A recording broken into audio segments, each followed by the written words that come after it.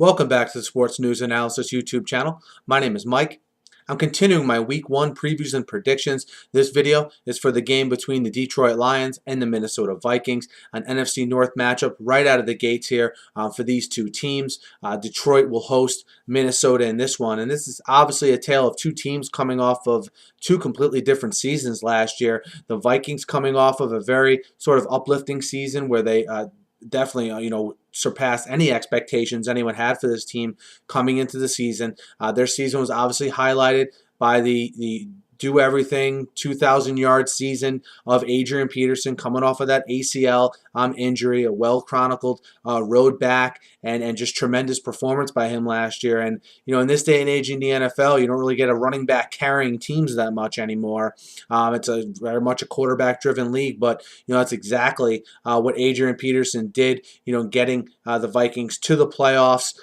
They had spotty quarterback play from Christian Ponder. When Christian Ponder couldn't play in the playoff game, you saw just Joe Webb, who's moved to receiver since then, just really wasn't ready for that kind of stage. It'd be interesting to see how the Vikings follow up last year. Does Christian Ponder take that next step forward? He loses Percy Harvin on the outside, but he gains Greg Jennings. Does Kyle Rudolph emerge like he did last year? I have questions about the Vikings, and to be honest, they all stem from the quarterback position and Christian Ponder. I would not be the least bit surprised that if we're looking at the second month of the season, if Matt Castle, who they acquired this offseason, is the quarterback of this team. But, that's going to be at least a couple weeks down the road. They will start the season with Ponder. And, he's just a huge question mark for me. And I think to expect Peterson to have the production level that he did last year it is asking way too much, especially when teams are not going to worry about certainly that passing game when you no longer have the breakaway threat in a Percy Harvin. Greg Jennings, a nice receiver, but not a game breaker by any means anymore. Cordero Patterson, I think he can get to that game breaker level, but I think he might be like a year away from a receiver standpoint, the speedy receiver they drafted from Tennessee. On the defensive side of the ball, this defense was average last year, certainly nothing special. Again, they were helped by the fact that Adrian Peterson, kept them off the field a good amount. I question their secondary. Chris Cook, I believe, is solid, but now you have a rookie starting opposite him in Xavier Rhodes. The safety position was a weak position for them last year. How does that position sort of round into shape? I think the Vikings, for a team that made the playoffs, have a lot of questions heading into the season. The Lions, on the other hand, bad season last year. I mean, there's really no way to mince words about that. They couldn't run the ball. Their secondary, again, was very bad.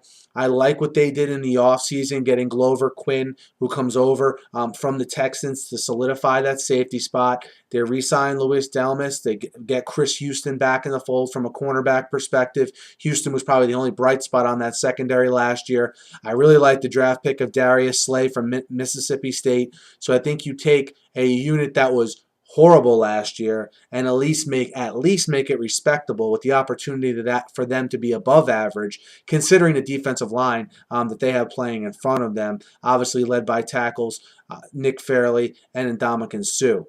Be interesting to see Ezekiel Ansah, their first-round pick, his sort of role as we get the season underway. On the offensive side of the ball, you had Matthew Stafford get his extension. You also saw them bring in Reggie Bush. And I know on the surface that may not seem like a really big move, but I like Reggie Bush's fit in this offense. I look for him to have 70 or more catches this season. They still struggle to find that legitimate threat opposite Calvin Johnson. Calvin Johnson, we have two record breakers in this game. Calvin Johnson set the yardage record for receiving yards in a single season last year. Obviously, since he wasn't on a team who won, did not garner the attention certainly that Peterson did. But when I look at, Detroit's ability to really stretch the field with Calvin Johnson in this particular game, I don't think the Vikings have any answer for Calvin Johnson.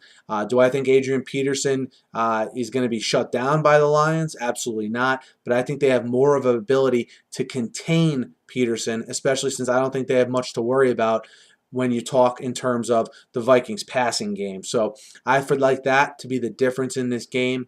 I can't wait to see how Reggie Bush is integrated into this offense. Again, I expect a very big season from him this year. The Lions should be playing with a chip on their shoulder. That defensive line especially. And again, from the defensive side of the ball, I think the fact that they've improved that secondary will pay off in spades for them here in this season as well. And I think the Lions get off to a good start in this game. They're 4.5-point favorites as home, as I think they should be. I know it's strange because the Vikings made the playoffs last year. I think they did it with a little bit of smoke and mirrors, though, with that great season Peterson had. I actually like the Lions minus 4.5 at home against the Vikings. And, I'm not a tout service. I mostly just analyze games here. I throw in a pick for you guys at the end. But again, I really like the Lions in this game, minus 4.5 at home to start the season at Ford Field against the Vikings. Let me know what you guys think. Hit me up in the YouTube comments. Hit me up on Twitter at SNewsAnalysis. Guys, be sure to subscribe to my channel. I'll be previewing every game every week. I do draft stuff on here as well. Just wall-to-wall NFL football here for you. So be sure to subscribe. Thanks again for listening, and have a great night.